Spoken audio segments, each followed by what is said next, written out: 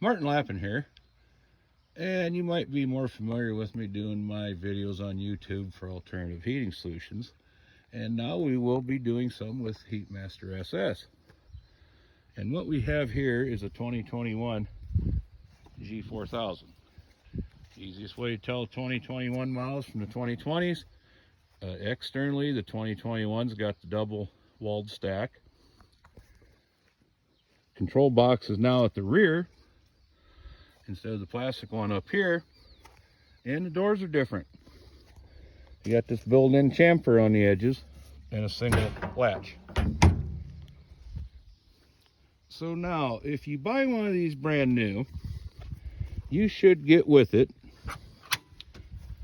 your gallon of water treatment, moisture meter, for the milling tubes to mill in your water bottles for your samples, 2 ash tools,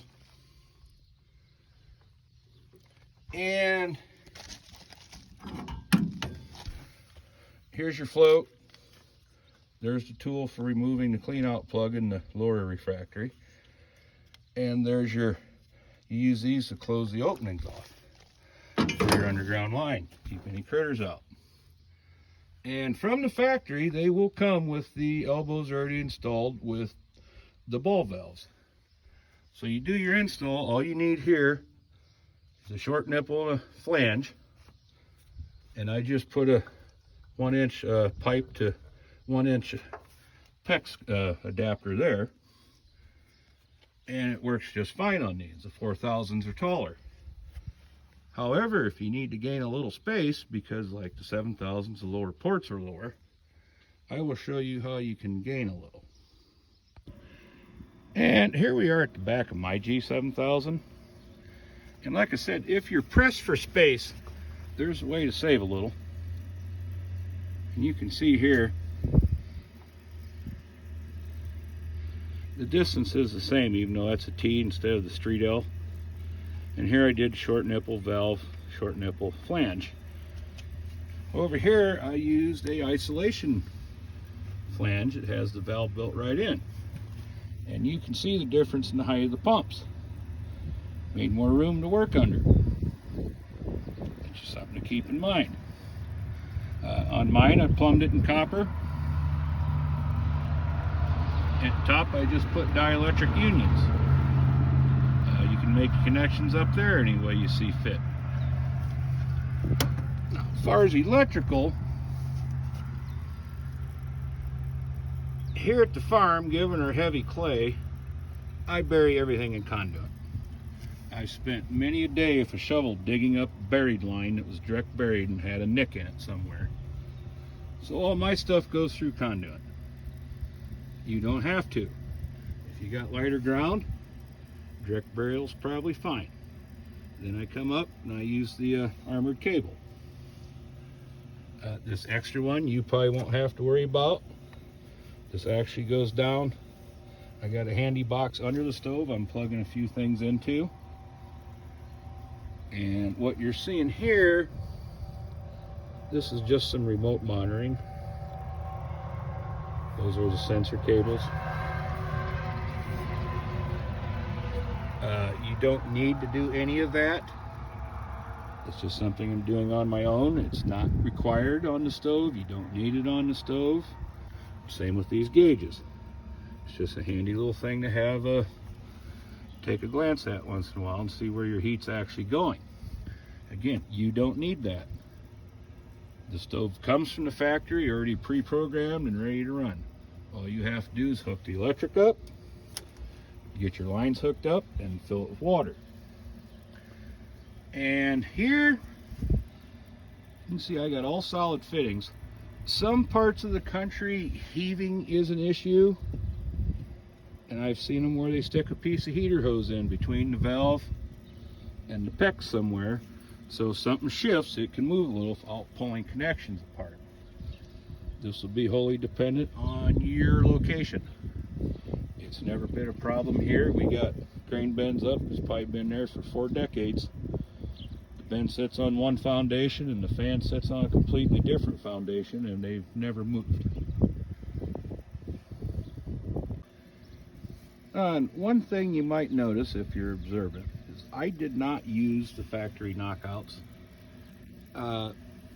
That line's going over to the G4000 I'll be lighting here shortly. But I had to change the holes. That's log store it's buried. It was buried when I still had my original boiler I built in 2001. And there was no way to use the original holes. Or I should say the factory holes. That, when I did it, I wanted to get it away from the edge of the cement a little bit, which putting that right up against the wall let me do it. Normally though, if it's a new install, just bury your pipe to match the factory knockouts. You save yourself quite a bit of grief. That bottom piece of metal is heavier than I thought it was going to be. It took quite a while for a 5-inch hole saw. And as far as underground line, anymore I will only install the foamed products. Like that's Log Store, which you can tell because they got their own special fittings, which I don't like. I prefer using the regular either 1-inch nominal PEX. You just slide it almost like a hose barb, slide over it, crimp it.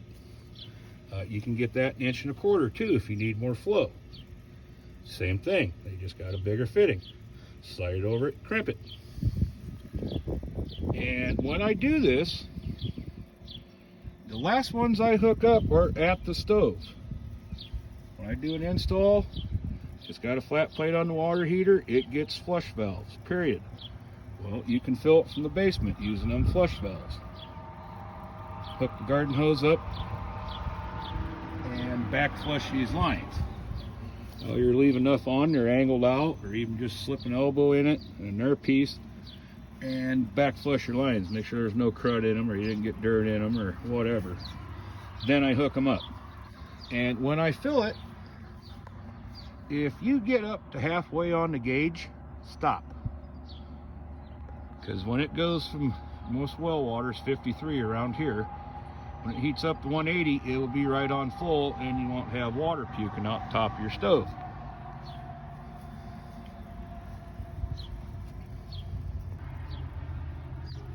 Like I said, I used Log Store. Heatmaster has their own brand now. Then you got Centrals, which is Thermopex. There's several others. And I do believe the ribbed casing is a little easier to bend. If it's just going through your yard, normally 24 to 30 inches is plenty. If you're going under a driveway and it's feasible, you might want to go deeper. If you can't go deeper and it's just going to see regular traffic, usually a bed of sand. Place it in the bed of sand. Our driveway, since it sees just slightly overloaded straight trucks and grain trucks and semis, I actually slipped it through a piece of 6-inch Schedule 80 and put that in sand, just so I never had to do it again. And if you're looking at other products strictly on price, you're already doing it wrong. The casing on all these, the Log Store, Rehal, Thermopex, Heatmaster brand, is all incredibly tough. Anytime I go to work on this, I get a brand new blade and a razor knife every time to cut that casing. It's a little thicker than you think it is, and it's definitely a lot tougher. And here we have the owner's manual. Very first page, warranty, registration, and delivery form. Dealer takes care of the top part. Customer fills out the rest. Both sign their date. And the customer survey, you do not have to do it in order to get a warranty. It's just very helpful if you do. It helps with decisions like where to spend more on advertising, or in the future maybe what to change on the furnace, or add more features, or do away with one even. So it is helpful if you can fill that out.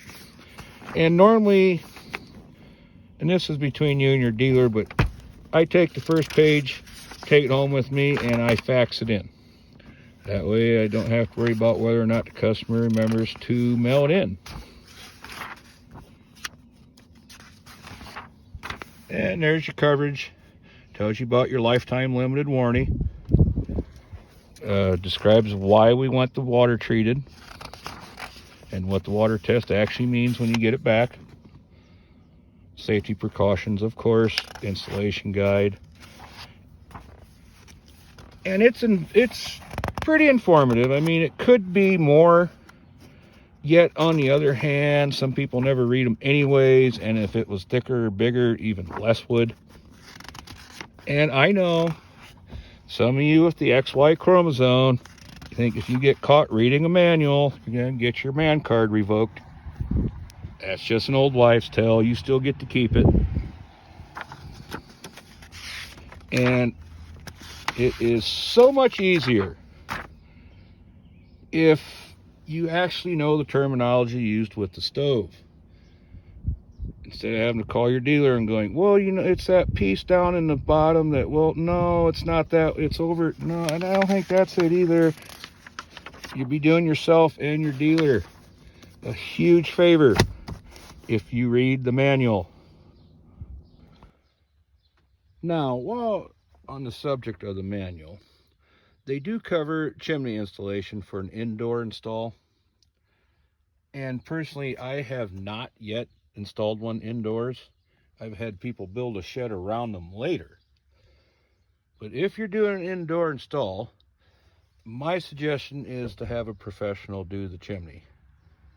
That way it meets code. If there is an issue in the future, it's their baby. They did the install. And with your manual,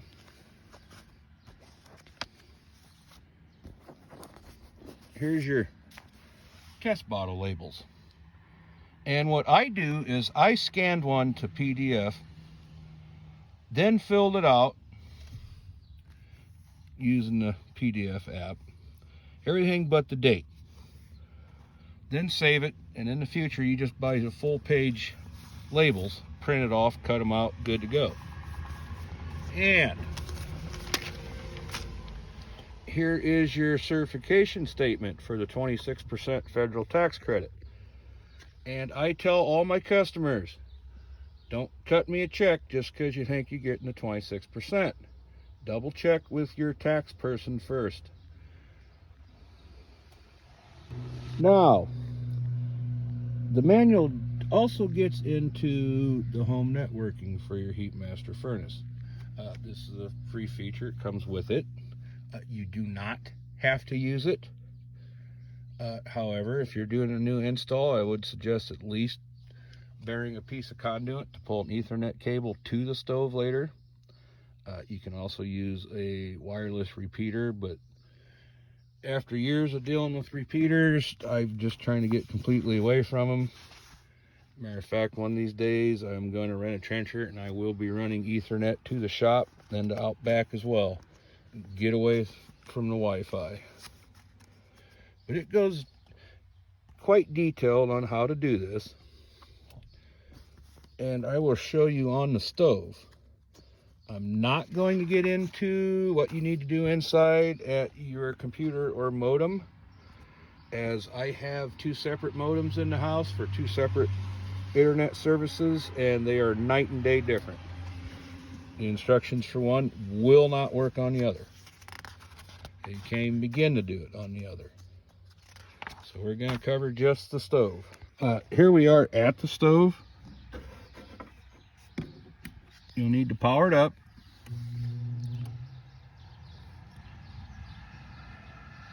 And since it is cold, you'll get the, oh, sorry, there it is. Low temp, press cold start button to reset. Now, using this key, go to the last screen all the way down. Press escape. You'll see stop. You can check your network settings. IP address. See, that's default. But to actually change it, you have to stop the program. Go to stop. Press OK. Stop program. Left arrow. OK. Now, network. IP address. the first two numbers, the 192, 168, will always be that on a home network. Those two subsets never change.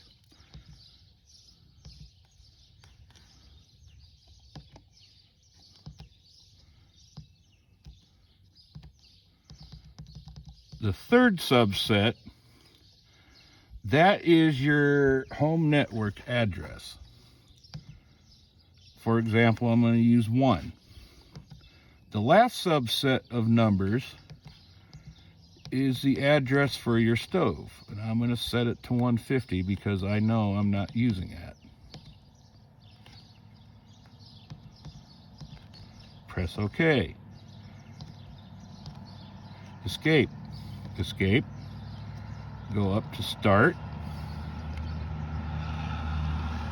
OK again, and it will go back to normal. And like I said, on your home networking in the house, if you might need to contact your internet service provider, or if you have a friend that works with this every day, have them help you with it. There are just too many variables between all the routers available. And this has been Martin Lappin for HeatmasterSS.com. And if you've seen my YouTube videos, you know how I normally end these.